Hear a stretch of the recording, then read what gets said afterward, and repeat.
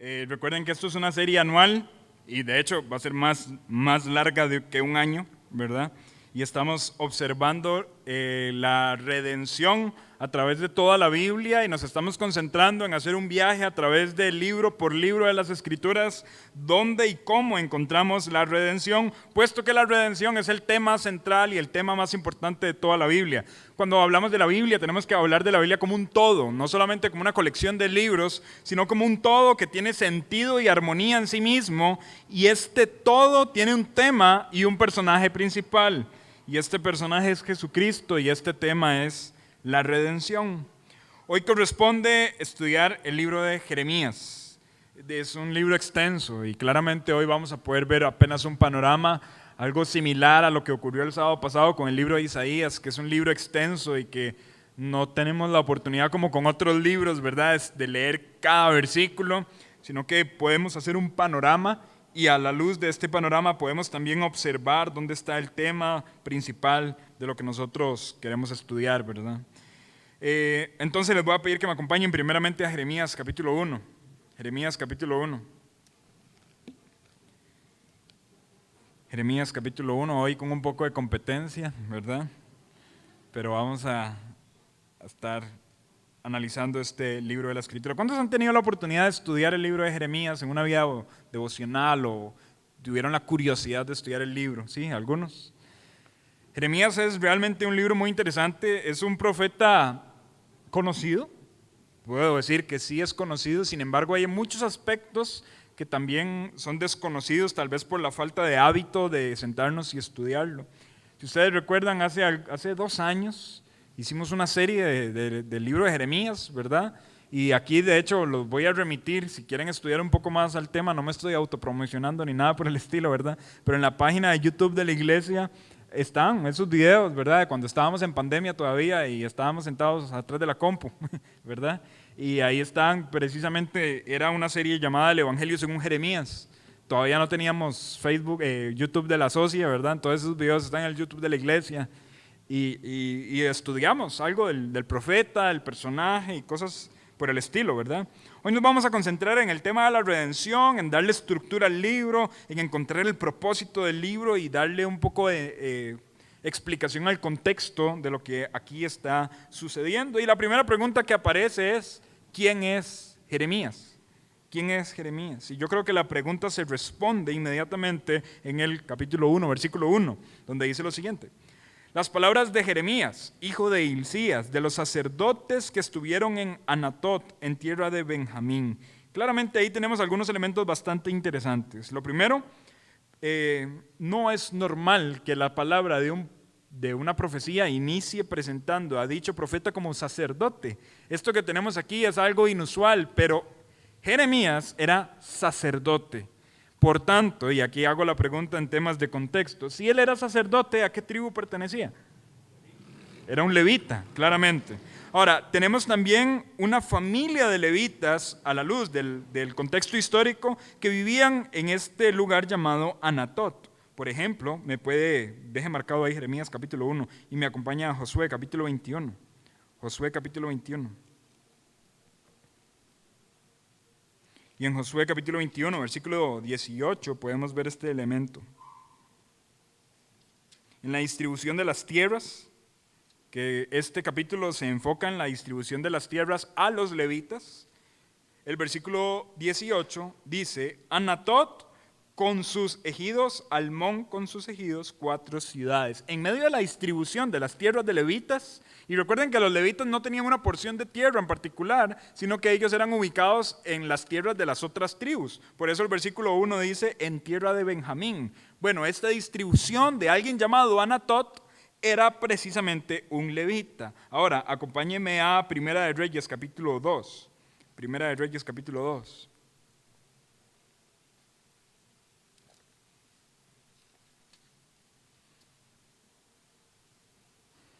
Versículo 26.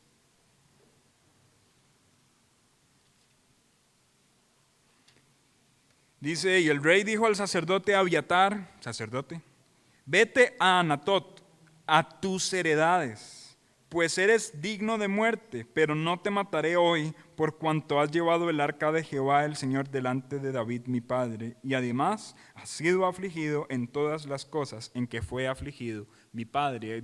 No me voy a meter en los detalles de esta narrativa, nada más basta observar que Anatot era una heredad de sacerdotes. Y por tanto, la conclusión racional a la luz del estudio del personaje es que Jeremías era un sacerdote, y muy posiblemente un sacerdote bastante importante de acceso y comunicación con el rey de la nación. ¿Sí? ¿Me siguen? Entonces, en este sentido, si él era un sacerdote y tenía acceso al rey, y al mismo tiempo Dios lo eligió como profeta, no solamente a Israel, sino a las naciones, doblemente importante es el mensaje que Jeremías tiene que decir a la nación. Es la voz de un sacerdote y de un profeta hablando. Sin embargo, el contexto nos dice que su mensaje no fue bien recibido. Su mensaje no fue recibido. Esto nos puede dar una entrada a la comprensión de quién es el profeta Jeremías. Otros detalles también interesantes nos pueden ayudar a llenar tal vez el aspecto del personaje, ¿verdad? Por ejemplo, el hecho de que recibió su llamado a los 13 años del reinado de Josías. Quizá Josías es un rey popular por una cuestión en particular, y es porque es un rey que inició en muy temprana edad. Entonces, si usted creció en la iglesia, muy posiblemente en escuela dominical, la historia del rey Josías era una historia allí presente, ¿verdad? Cuando Jeremías recibió su llamado, fue a los 13 años del reinado de Josías. Y entonces, como Josías empezó a reinar a los 8 años, podemos prácticamente asegurar que Jeremías y Josías eran contemporáneos. ¿Sí? Entonces, esto es un detalle también bastante interesante. Si estaban en las edades de los 20 o los 30, en algún momento empataron en contemporaneidad. Y entonces esto también nos ubica en el contexto histórico en el cual este libro es escrito. Ahora bien, este libro es escrito en un contexto histórico muy amplio, y esto también tenemos que explicarlo. Podemos decir que hay al menos 5 décadas en este libro en particular, 50 años, casi 50 años. Y al menos podríamos mencionar a 5 reyes, en medio de los cuales Jeremías hizo su profecía. Los nombres de esos reyes serían Josías, Joacín y Sedequías. Repito, Josías, Joacín, Joaquín y Sedequías. Y ustedes manejan al dedillo la historia de cada uno de ellos. No, eso es sarcasmo, ¿verdad? Son nombres extraños, yo sé. Y son nombres que a veces nos cuesta retener algunas ideas de ellos. Tenemos algunos elementos en nuestra mente de algunas de sus historias, pero tampoco somos expertos en el tema. De Josías, casi todo el mundo recuerda el hecho de que empezó a los 8 años, ¿verdad? De Joacás, realmente no sabemos mucho, porque Joacás estuvo solo 3 meses en el reino. De Joacim, ahí ya sabemos menos, pero hay un detalle interesante. Si nos ponemos a ver en el orden de estos reyes, hay algunas guerras que marcan la importancia de cada uno de ellos. Empiezo desde el primero. Josías. Claramente, yo sé, lo del aspecto de su edad es quizá uno de los aspectos más memorables en nuestro cerebro.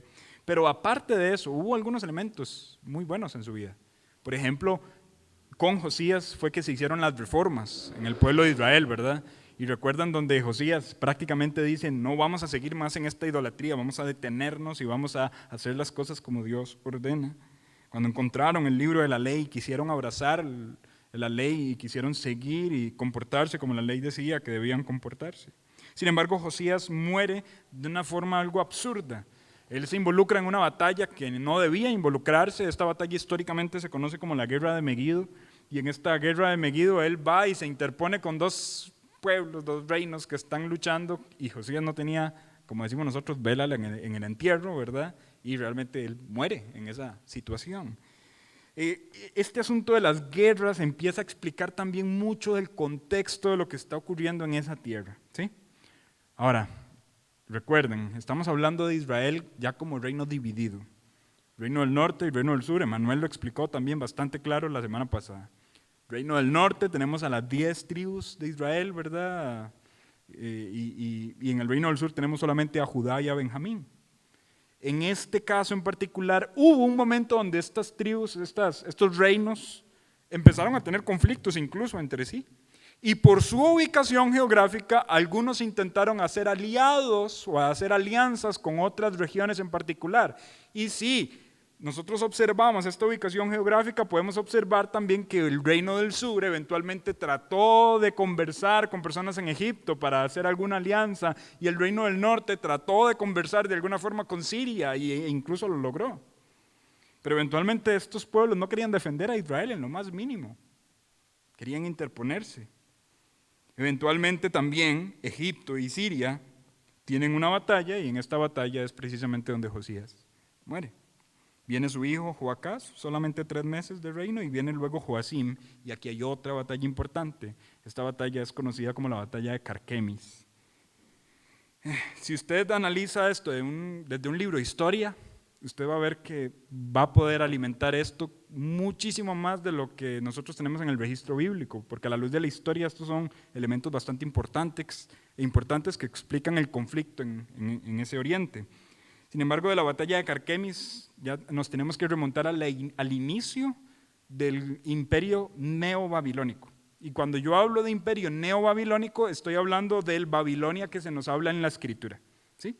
Porque el Babilonia, antes de lo que nosotros tenemos en la Escritura, en libros históricos no se conoce como neobabilónico, sino como imperio babilónico. Y aquí me explico para ser un poco más comprendido.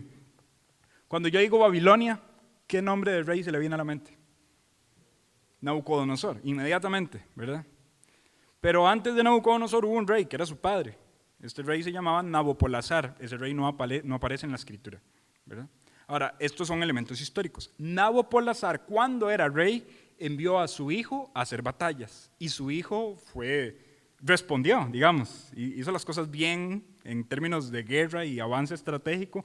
Nabucodonosor, siendo hijo de Nabopolassar, es más, siendo príncipe de Babilonia, si queremos decirlo así, fue quien logró conquistar, en este caso en particular, la batalla de Carquemis. Y en esa batalla de Carquemis es donde se inicia la conquista a los reyes de Egipto.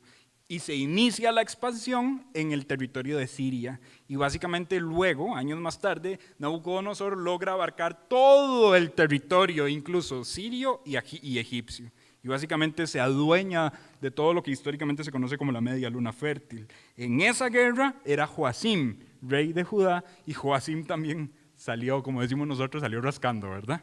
Entonces le fue bastante mal en este aspecto. Joaquín llega al reinado, solamente dura 3 meses otra vez, y luego ya finalmente llega Sedequías, que Sedequías es donde ya por último se hace el cautiverio total de Babilonia hacia Judá. Y aquí ustedes recordarán, por ejemplo, que a Sedequías se le sacaron los ojos, que lo llevaron cautivo. Todos estos elementos que están en libros de Reyes y Crónicas son bastante llamativos en cuanto al hecho de cómo sucedieron las cosas. Se sitió el templo, dice que el templo prácticamente se destruyó con rastrillo, el templo quedó completamente destruido, los utensilios del templo fueron robados y fueron llevados a Babilonia. Esto explica cómo en el libro de Daniel el rey Belsasar se estaba emborrachando con las copas del templo de Dios. Son muchos elementos que explican que Israel estaba devastado.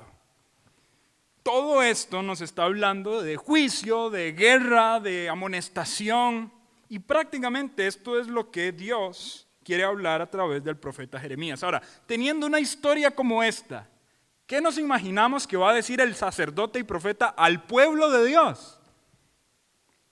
Nos imaginaríamos un profeta o un sacerdote hablando y diciendo: tranquilos, Dios restaurará toda esta violencia, tranquilos, Dios nos volverá a levantar. Ciertamente eso fue parte del mensaje, pero la carne del mensaje de Jeremías fue más bien: Dios está levantando a Babilonia como su siervo para hacer este juicio contra Israel por su idolatría. Y eso es básicamente lo que Jeremías tenía que hablar. Y precisamente por eso nosotros observamos, capítulo 1, a partir del versículo 2, la forma en la que Dios llama a Jeremías y la forma en la que Dios instruye que Jeremías debía hacer y comportarse. Lo leemos, Jeremías 1:2. Palabra de Jehová que vino en los días de Josías, hijo de Amón, rey de Judá, en el año 13º de su reinado. Le vino también en días de Joacim, hijo de Josías, rey de Judá, hasta el fin del año 11 de Sedequías, hijo de Josías, rey de Judá, hasta la cautividad de Jerusalén en el mes 5. Todo eso lo acabo de explicar, ¿verdad? Y dice el versículo 4, vino pues palabra de Jehová a mí diciendo, antes que te formase en el vientre te conocí, y antes que nacieses te santifiqué, te di por profeta a las naciones. Dios le está diciendo a Jeremías, yo ya tengo un plan con su vida desde antes que usted nazca. Y este plan es que usted sea un profeta a las naciones. Y la primera respuesta de Jeremías es queja. Él dice, versículo 6, Señor Jehová, he aquí no sé hablar porque soy un niño. Podemos interpretar que lo que Jeremías está diciendo acá es, estoy muy joven. Cuando él dice, soy niño, prácticamente la conclusión es, tenía menos de 30 años, ¿verdad? Porque a los 30 años es donde el oficio de manera ya completa, tanto de reyes como sacerdotes y profetas, se ejecutaba. ¿Sí? Versículo 7. Y me dijo Jehová, no digas, soy un niño, porque a todo lo que te envíe irás tú y dirás todo lo que te mande. Yo voy a enviarte, no importa tu edad, yo te voy a enviar y tú vas a hacer todo lo que yo te mande. Versículo 8. No temas delante de ellos, pues contigo estoy para librarte, dice Jehová. Y extendió Jehová su mano y tocó su boca y me dijo Jehová, he aquí, he puesto mis palabras en tu boca. Dios lo comisiona y le dice, no tema, usted va a ir y usted va a llevar mis palabras al pueblo. Voy a ponerlos en contexto o en comparación con otro profeta. ¿Se recuerdan a Dios hablando con Jonás? Jonás le dice, ve a Nínive, anuncia las palabras. Jonás en su momento dice, no. Eventualmente Dios trabaja con él en juicio y lo lleva a Nínive. ¿Qué pasó con Nínive? Un avivamiento, ellos se arrepintieron. Dios envió a Jonás con la palabra suya. Las personas en Nínive creyeron la palabra de Dios, se arrepintieron de sus pecados y hubo un avivamiento, hubo conversión. Ahora, ¿cuál es el propósito? ¿Cuál es la forma en la que Dios está pensando que Jeremías va a hablarle a su pueblo? Aquí hay algo interesante. Versículo 10. Mira que te he puesto en este día sobre naciones y sobre reinos, para arrancar y para destruir, para arruinar y para derribar, para edificar y para plantar. Ese versículo 10, yo creo que el que quiera estudiar el libro de Jeremías de manera profunda, ese texto tiene que subrayarlo, porque esta es la declaración del propósito de la profecía. ¿Qué es lo que va a hablar Jeremías? Esto. Él ha sido levantado por profeta para anunciar un mensaje a los reinos de la tierra. Este mensaje trata de arrancar y destruir, arruinar y derribar, edificar y plantar. Versículo 11. Palabra de Jehová vino a mí diciendo, ¿qué ves tú, Jeremías? Y dije, veo una vara de almendro. Si su Biblia tiene una edición ahí en las editoriales que ayudaron un poco a la comprensión de la escritura, usted verá que tal vez allí aparezca un numerito a la par de la palabra almendro y aparezca una explicación de su nombre en hebreo. Si la está leyendo en la Biblia física, esto es más claro, ¿verdad? ¿Lo notan?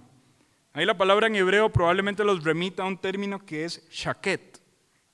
Esto tiene explicación en el contexto. ¿Por qué? Porque el versículo 12 dice, y me dijo Jehová, bien has visto, porque yo apresuro mi palabra para ponerla por obra. Y la palabra apresuro es del hebreo shoket. Es decir, Dios está haciendo un juego de palabras. Le está mostrando un almendro, que en hebreo es shaket, para decirle, bien has visto, porque yo shoket, porque yo me apresuro a poner mi palabra por obra. Ahora, aquí la idea es, Dios está apresurándose a cumplir sus palabras. Y de nuevo, si nos remitimos a la historia de Jonás, decimos, Dios está apresurando a salvar a la nación. Bueno, no necesariamente. Versículo 13 dice, vino a mí la palabra de Jehová por segunda vez diciendo, ¿qué ves tú? Y dije, veo una olla que hierve y su faz está hacia el norte. Me dijo Jehová, del norte se soltará el mal sobre todos los moradores de esta tierra, porque he aquí que yo convoco a todas las familias de los reinos del norte, dice Jehová, y vendrán, y pondrá cada uno su campamento a la entrada de las puertas de Jerusalén, y junto a sus muros en derredor, y contra todas las ciudades de Judá, y a causa de toda su maldad proferiré mis juicios contra los que me dejaron, e incensaron a dioses extraños, y la obra de sus manos adoraron. Tú, pues, ciñe tus lomos, levántate y háblales todo cuanto yo te mandé. Notan el tema. Sí, Dios está escogiendo a Jeremías como profeta, lo está levantando desde antes que nazca para enviarlo como profeta a las naciones, pero su mensaje es: hay una olla de agua hirviendo que viene desde el norte y se va a derramar sobre la nación y nos va a destruir. ¿Se imaginan que le toque a usted predicar ese mensaje? Imagina que Dios lo levante por profeta a Costa Rica. Y en este mundo plagado de evangelicalismo, usted se pare en ese tipo de iglesias donde todavía creen en el don de profecía y usted diga: soy profeta a las naciones. Todo el mundo le aplaude, le abre campo y wow, el profeta viene. Y usted se para en uno de esos púlpitos y dice: hay en el norte una olla de agua hirviendo y van a venir y van a destruir nuestra nación. Una de dos: o el pueblo escuchaba el mensaje y se arrepentía, o el pueblo ignoraba este mensaje. Y yo creo que aquí ocurrió la opción B. Versículo 17, cuando dice: tú pues ciñe tus lomos, levántate y háblales. La frase ciñe tus lomos tiene implicaciones con el verbo apresurarse, ¿verdad? Ceñir los lomos era, en la vestimenta de los hebreos de ese tiempo, tomar sus enaguas, por así decirlo, ¿verdad? Agarrar la parte de abajo, tirarla hacia arriba y amarrárselas a tal punto que sus muslos quedaran descubiertos para poder correr. ¿Sí?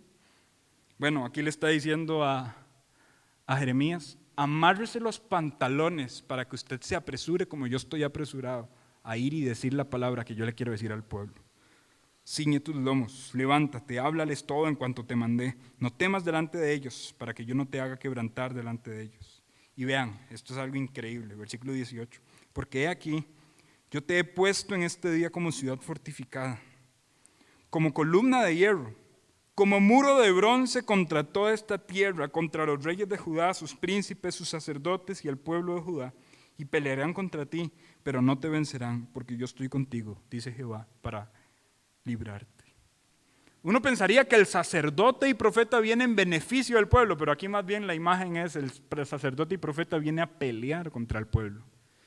Ellos van a luchar contra Jeremías, pero Dios dice: yo te he puesto como una ciudad fortificada, ellos no te van a vencer, usted vaya y hable lo que yo les estoy diciendo que usted hable.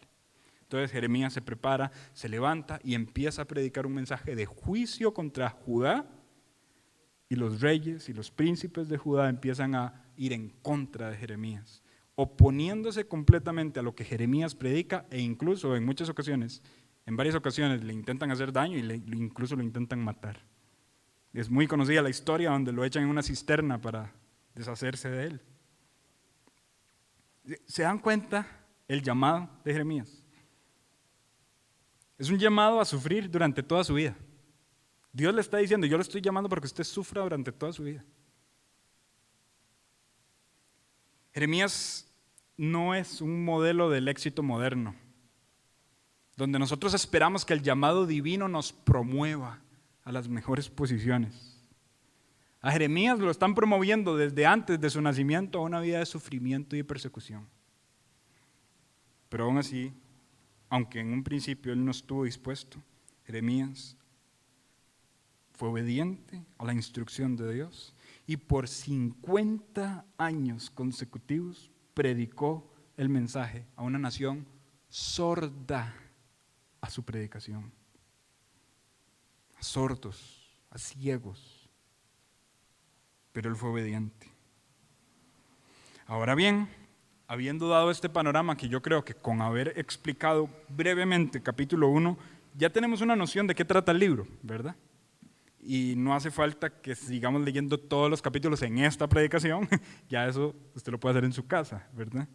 Sin embargo, hay algunas cosas que podemos utilizar para alimentar más este tema. Primero, La declaración del propósito, ya la mencionamos, versículo 10. Mira que te he puesto en este día sobre las naciones y sobre reinos, para arrancar y destruir, para arruinar y para derribar, para edificar y para plantar. Esas palabras van a ser importantes durante el estudio de toda la profecía porque van a aparecer constantemente. Y Dios precisamente está haciendo esto, que Él declaró como propósito en el labor y en el oficio de Jeremías. Quisiera demostrárselo. Acompáñenme a varios versículos. Capítulo 12. Capítulo 12.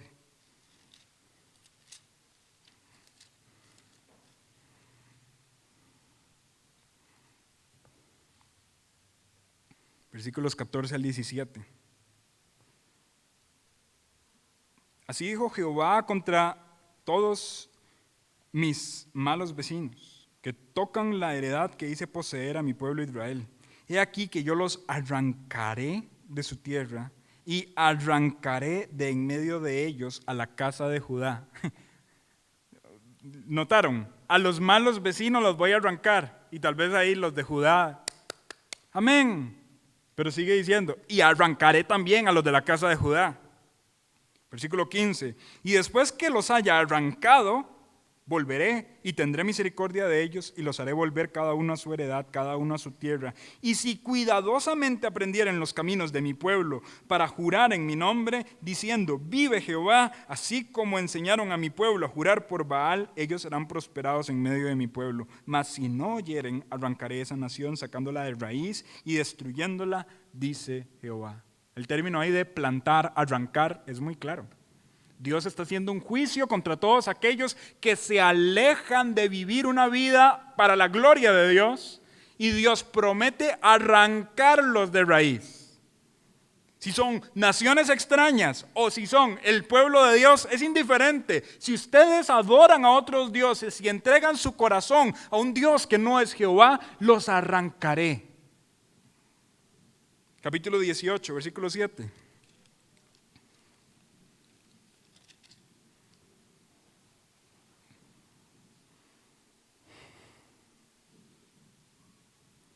Voy a leer desde el versículo 1, perdón. Dice, palabra de Jehová que vino Jeremías diciendo, esta es una imagen muy famosa de Jeremías. Levántate, vente a la casa del alfarero y allí te haré oír mis palabras. Jeremías en muchos contextos de su vida estuvo sujeto a la incertidumbre, ¿verdad? Váyase a la casa del alfarero y ahí yo le voy a hablar. ¿Se imagina usted ahí como alfarero y que viene alguien y se sienta a verlo? ¿Qué le sucede? No, aquí estoy, es que Dios me dijo que viniera aquí, Dios va a hablar conmigo. Muchas ocasiones Jeremías estuvo sujeto a la incertidumbre. Vaya donde el alfarero y ahí yo le voy a hablar. Jeremías atento a la labor del alfarero con esta forma en la que él hace, trabajando la rueda para hacer sus obras. Dice, versículo 3, descendí a la casa del alfarero y miré que él trabajaba sobre la rueda. Y la vasija de barro que él hacía se echó a perder en su mano y volvió y la hizo otra vez vasija según le pareció mejor hacerla. Entonces vino a mí palabra de Jehová diciendo, ¿no podré yo hacer de vosotros como este alfarero, oh casa de Israel? Dice Jehová, he aquí, como el barro en la mano del alfarero, así sois vosotros en mi mano, oh casa de Israel. En un instante hablaré contra pueblos y contra reinos, para arrancar y derribar y destruir. Pero si esos pueblos se convierten de su maldad contra la cual hablé, yo me arrepentiré del mal que había pensado hacerles, y en un instante hablaré de la gente y del reino para edificar y plantar. ¿Notaron los términos de nuevo? Aquí está la intención. Ustedes adoran dioses falsos y yo puedo hacer como el alfarero hace con esa arcilla y yo los puedo destruir, pero también puedo con mano misericordiosa volver a construirlos si ustedes oyen mis palabras. Capítulo 23.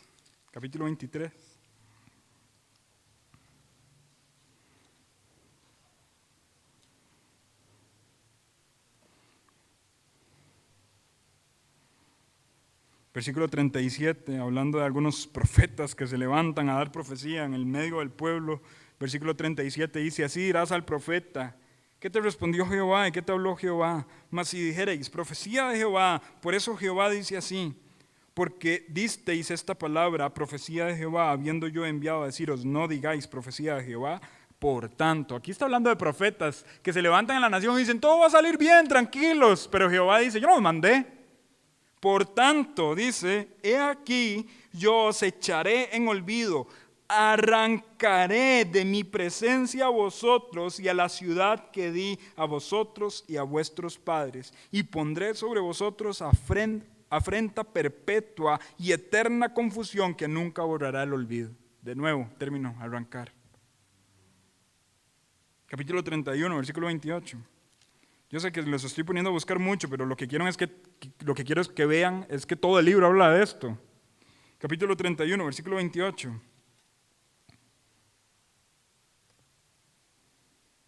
Versículo 27, dice, he aquí vienen días, dice Jehová, en que sembraré, vean la idea de plantar, sembraré la casa de Israel y la casa de Judá de simiente de hombre y de simiente de animal. Y así como tuve cuidado de ellos para arrancar y derribar, trastornar y perder y afligir, tendré cuidado de ellos para edificar y plantar, dice Jehová. Otra vez las ideas, arrancar, plantar, destruir, edificar. Por último, capítulo 42, versículo 10.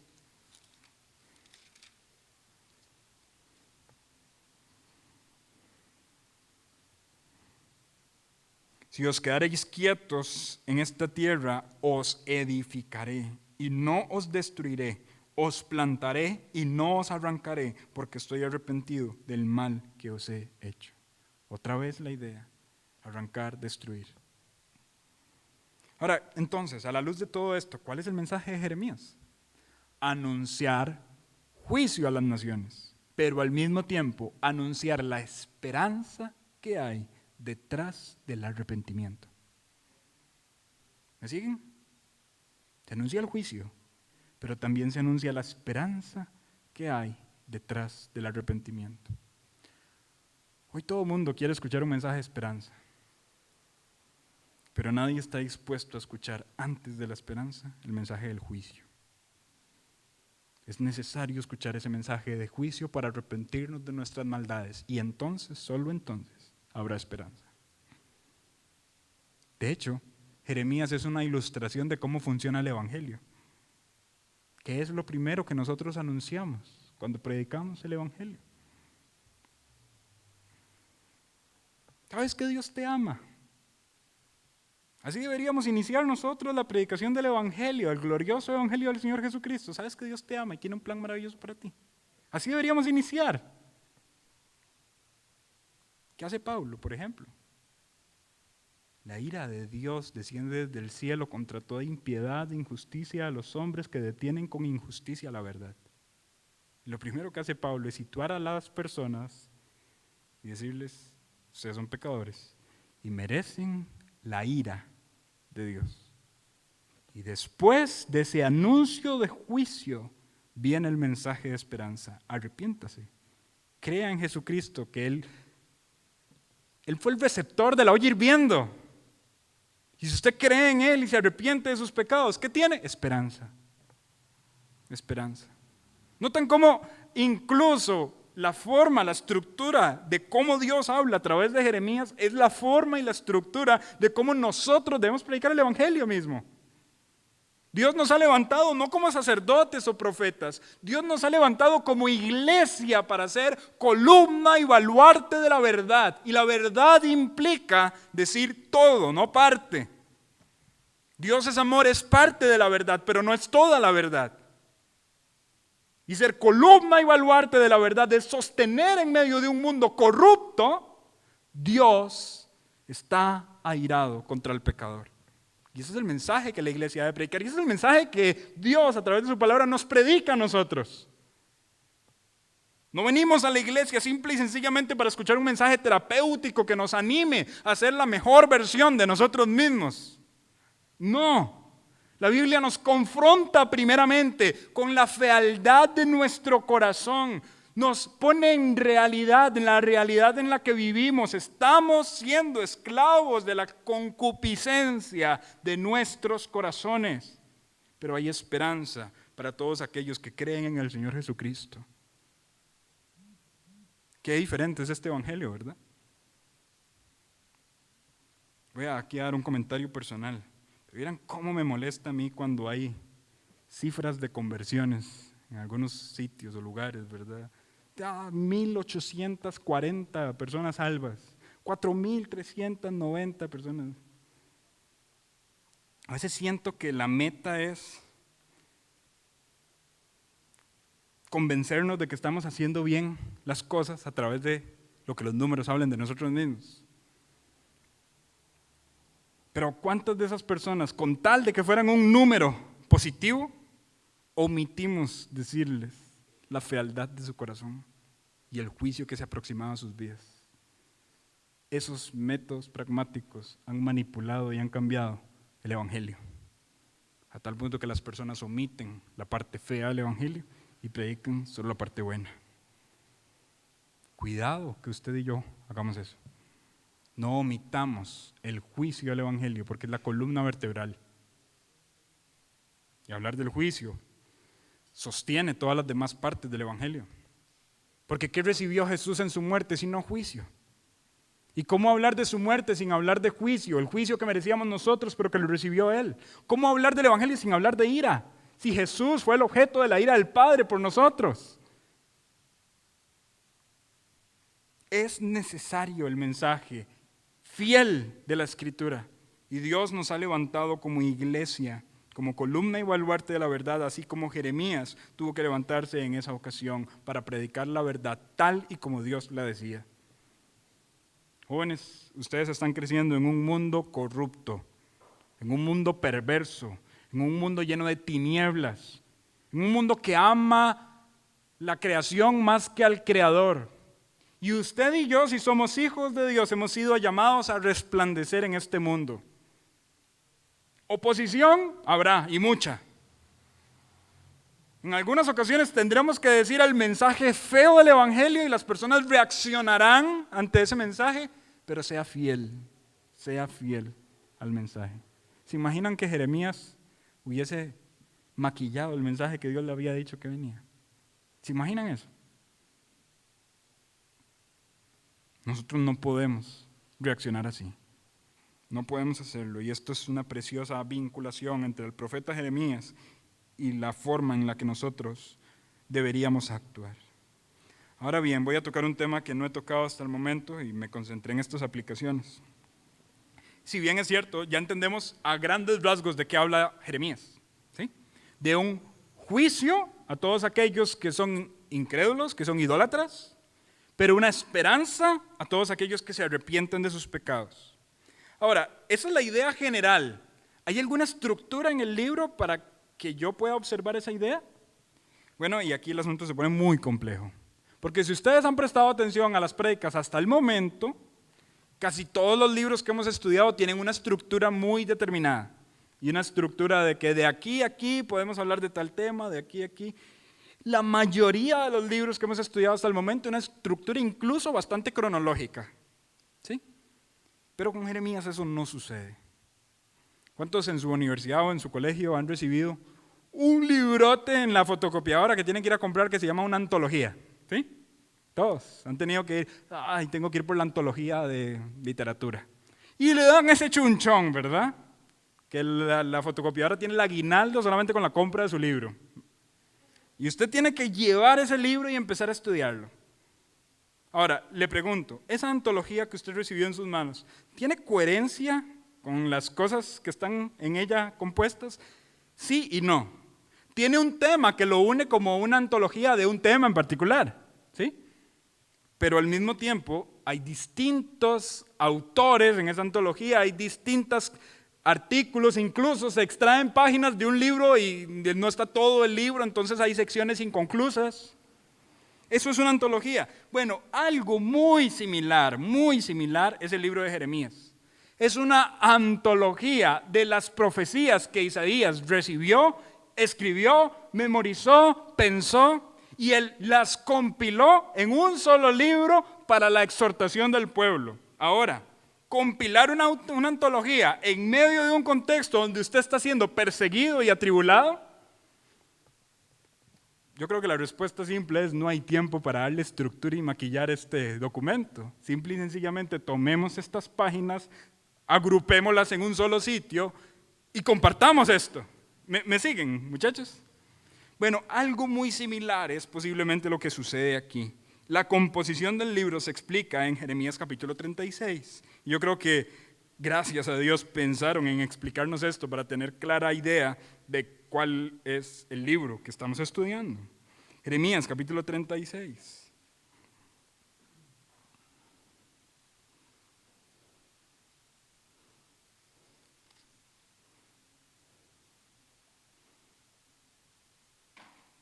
Vamos a leer a partir del versículo 23.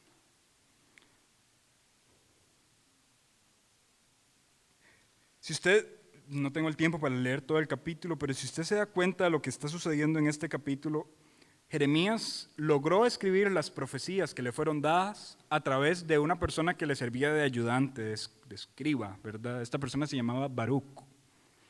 Cuando Jeremías utiliza Baruc y hacen todo el trabajo de compilar esto y hay personas que llegan a tener acceso a este documento y lo leen, sucede lo que se narra en el versículo 23. Dice, cuando Jehudí había leído 3 o 4 planas, lo rasgó el rey con un cortaplumas de escriba y lo echó en el fuego que había en el brasero, hasta que todo el rollo se consumió sobre el fuego que en el brasero había. Toda la escritura de las profecías de Jeremías, que se habían compilado, valga la redundancia, por escrito en ese momento, fueron rasgadas y quemadas. Ese es el trabajo de décadas. ¿Se imaginan el golpe emocional que eso es para un profeta? Todo el trabajo que venían haciendo. Versículo 24 dice, y no tuvieron temor, ni rasgaron sus vestidos el rey y todos sus siervos que oyeron estas palabras. Estas palabras del libro eran, arrepiéntanse, viene juicio, arrepiéntanse, están haciendo las cosas mal. Y ellos, con un corazón irreverente, agarraron ese libro, lo rompieron y lo echaron al fuego. Versículo 25, y aunque el Natán y Delaía y Gemarías rogaron al rey que no quemase aquel rollo, no los quiso oír. Entonces, también mandó el rey a Jerameel, hijo de Jamelec, a Seraías, hijo de Asiel, y a Selmaías, hijo de Abdel, para que prendiesen a Baruc, el escribiente, y al profeta Jeremías. O sea, no solamente queremos quemar el rollo, queremos quemar a los escritores. Y vayan y quemen y prendan y agarren y maten a Baruc y a Jeremías. Pero vean cómo termina el versículo, pero Jehová los escondió. ¿Se recuerdan? Yo te he puesto a ti como ciudad fortificada. Va, hable, no le van a hacer daño. Versículo 27, vino palabra de Jehová a Jeremías después que él quemó el rollo, las palabras que Baruc había escrito de la boca de Jeremías, diciendo, vuelve a tomar otro rollo y escribe en él todas las primeras palabras que estaban en el primer rollo que quemó Joacim, rey de Judá. Y dirás a Joacim, rey de Judá, así ha dicho Jehová, tú quemaste este rollo, diciendo, ¿por qué escribiste en él diciendo, de cierto vendrá el rey de Babilonia y destruirá esta tierra y hará que no queden en ella ni hombres ni animales? Por tanto, así ha dicho Jehová acerca de Joacim, rey de Judá, no tendrá quien se siente sobre el trono de David, y su cuerpo será echado al calor del día y al hielo de la noche. Y castigaré su maldad en él, y en su descendencia y en sus siervos. Y traeré sobre ellos y sobre los moradores de Jerusalén y sobre los varones de Judá todo el mal que les he anunciado y no escucharon. Y tomó Jeremías otro rollo y lo dio a Baruc, hijo de Nerías, escriba, y escribió en la boca de Jeremías todas las palabras del libro que quemó en el fuego Joacim, rey de Judá, y aún fueron añadidas sobre ellas muchas otras palabras semejantes. Entonces quemaron la antología y Dios dijo, Jeremías y Baruc, levántense otra vez y vuelvan a escribir. Y esto nos da un poco de explicación de la forma y la estructura del por qué nosotros tenemos este libro como lo tenemos. A veces, cuando usted lo lea, y le animo a que lo estudie en su casa, usted se dará cuenta que usted dice, pero ¿por qué este capítulo está aquí? ¿Verdad? En algún momento viene hablando de un rey y luego los capítulos siguientes vienen y hablan del rey que estaba mucho antes que ese. Y usted dice, ¿qué sucedió aquí? No hay un argumento cronológico. ¿Por qué esto está escrito así? Bueno, aquí tenemos una explicación. Jeremías simple y sencillamente con Baruch escribieron las palabras que Dios le había mandado y que ya se habían quemado estas palabras. Y luego, por gracia de Dios, estas palabras fueron preservadas para que usted y yo las tengamos hasta este momento y escuchemos esta misma amonestación en nuestros oídos.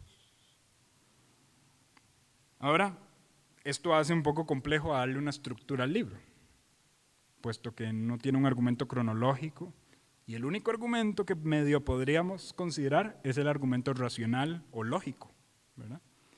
Entonces, no quiere decir que no le podemos hacer un bosquejo, sino que es algo más complejo. Y tal vez, ante lo complejo, lo más simple o lo más viable es hacer algo simple, ¿verdad? Y entonces, lo que podríamos decir es lo siguiente, y esto es una propuesta que algunos autores y teólogos han hecho.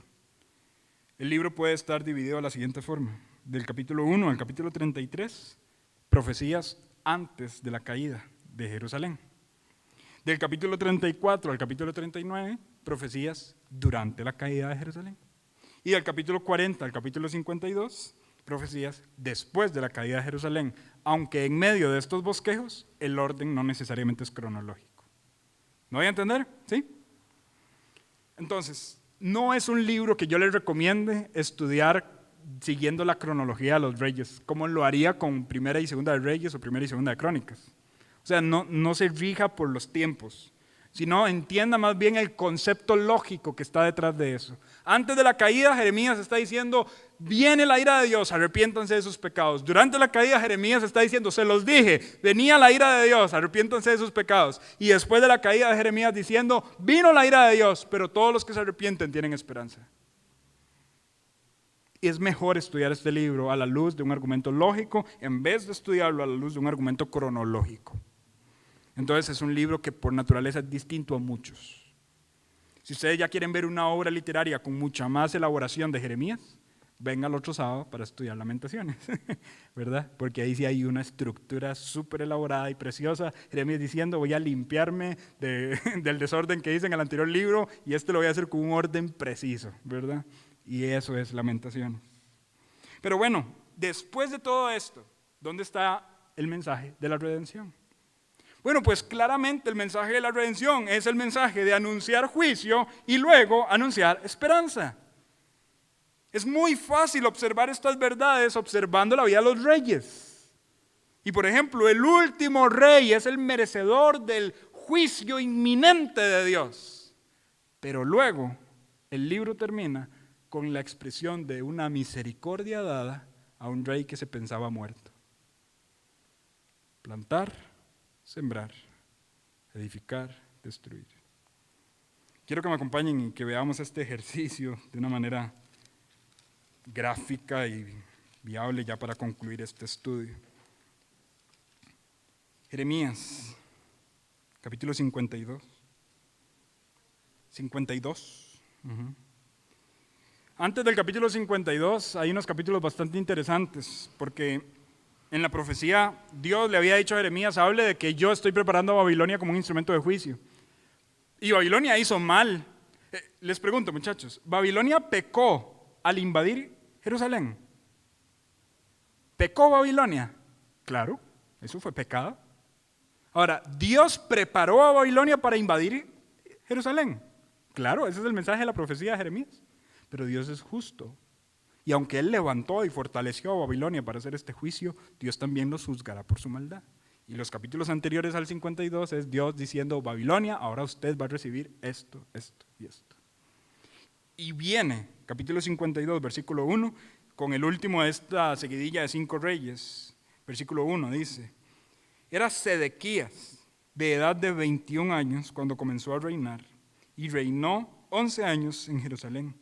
Su madre se llamaba Hamutal, hija de Jeremías, de Libna, e hizo lo malo ante los ojos de Jehová conforme a todo lo que hizo Joacim.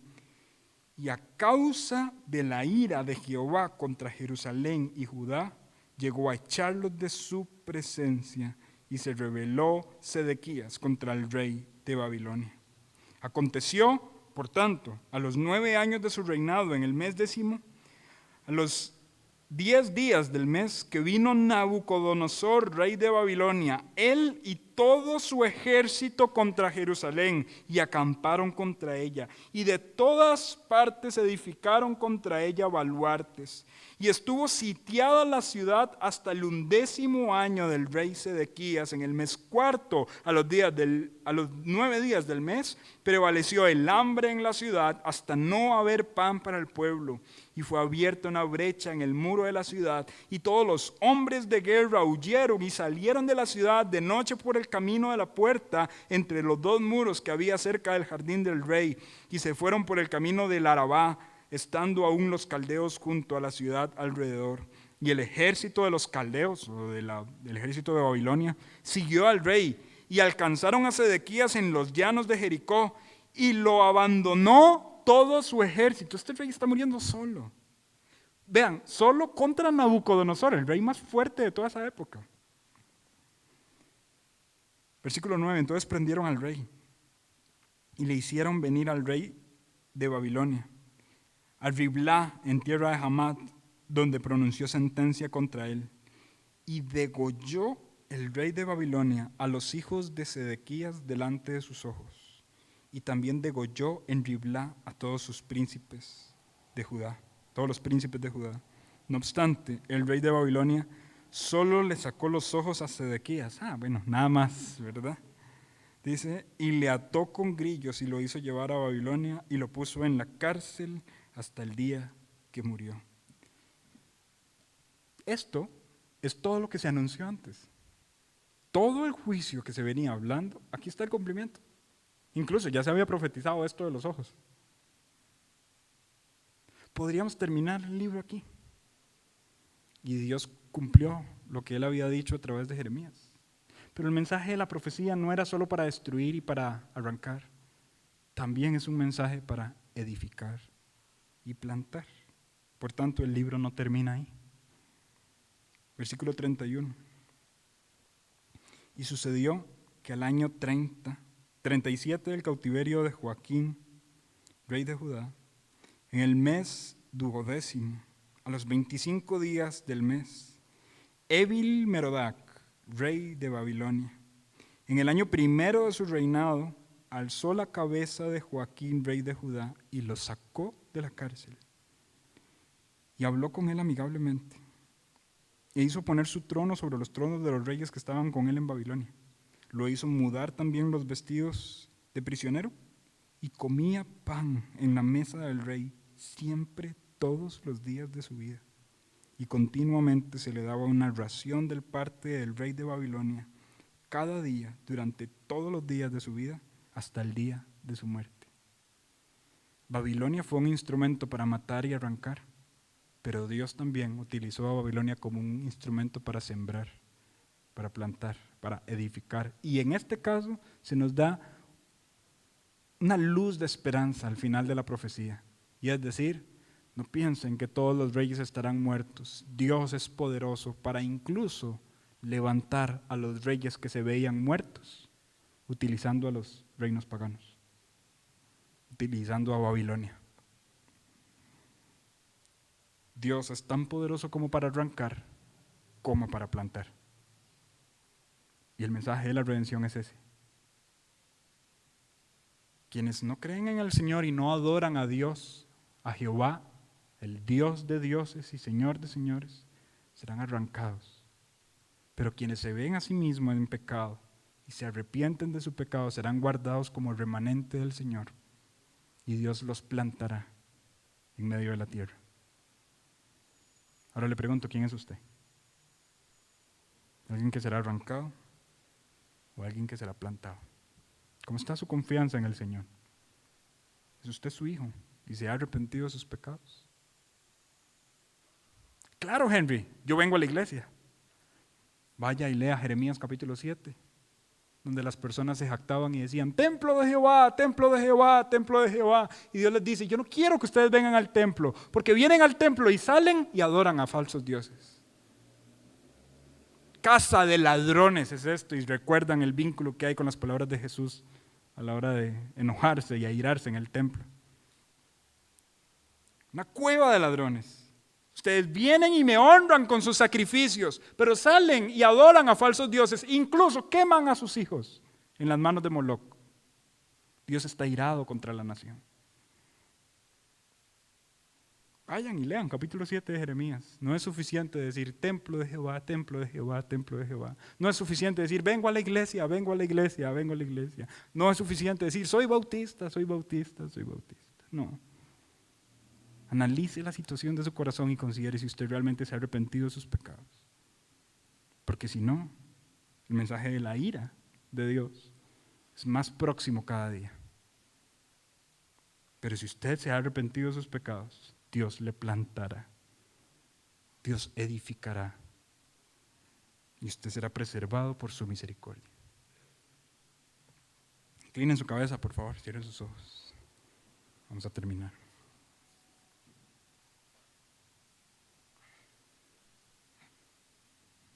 Vamos a orar. Padre Celestial, gracias por el mensaje de tu palabra. Y la honra y la gloria sea para tu nombre, Señor. Es un libro extenso, es un libro complejo quizá, pero es un libro con un mensaje bastante claro. Tú estás airado contra el pecado, pero al mismo tiempo eres un Dios misericordioso, lleno de gracia hacia aquellos que se arrepienten, viéndose a sí mismos como pecadores y buscando con clemencia tu perdón. Padre, no queremos ser de los oídos necios que persisten en pecar y que desechan las amonestaciones de los siervos que tú envías. No queremos ser ellos. Queremos ser personas atentas a tu mensaje y que respondamos con arrepentimiento cuando tú nos exhortas. Por favor, danos ese corazón. Ese corazón en el que nosotros nos veamos a nosotros mismos en la condición real de nuestra vida. Y que nos veamos con la necesidad imperativa de arrepentirnos delante de tu presencia. No permitas que nos veamos a nosotros mismos como orgullosos, porque tú resistes a los soberbios, pero das gracia a los humildes. Señor, ayúdanos a abrazar estas enseñanzas, a no desecharlas, y a plantarnos, a estar edificados, a estar firmes en la esperanza de la renovación de tu pacto para aquel remanente que se arrepiente. Gracias, Padre bueno, por tu palabra y por hablarnos el día de hoy. Oramos en el nombre de Cristo Jesús. Amén.